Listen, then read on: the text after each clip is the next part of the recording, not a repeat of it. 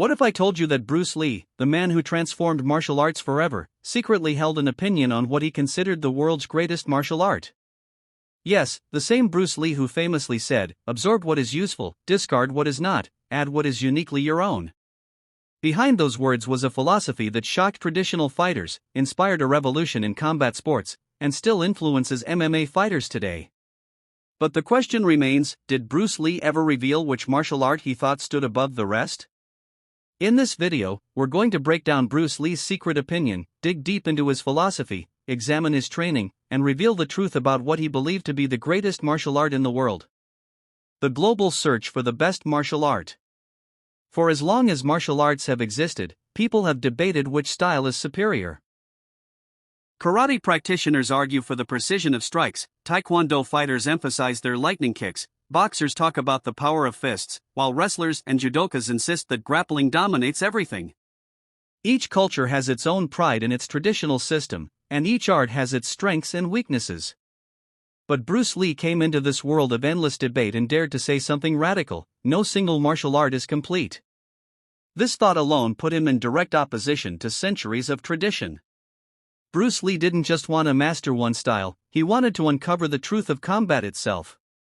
Unlike many martial artists who stuck to rigid styles, Bruce saw fighting as universal.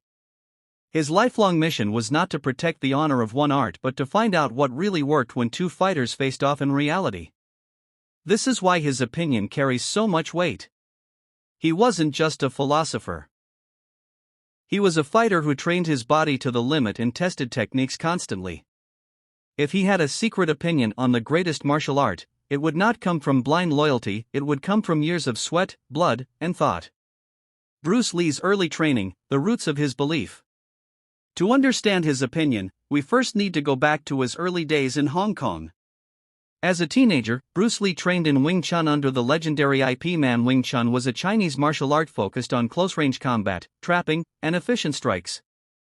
It gave Bruce his foundation. He became fast, precise, and incredibly sharp in hand-to-hand fighting. But even during this time, Bruce noticed limitations. Wing Chun worked well against other Wing Chun fighters or traditional Chinese styles, but what about a street fight against a boxer, a wrestler, or someone who fought with raw aggression?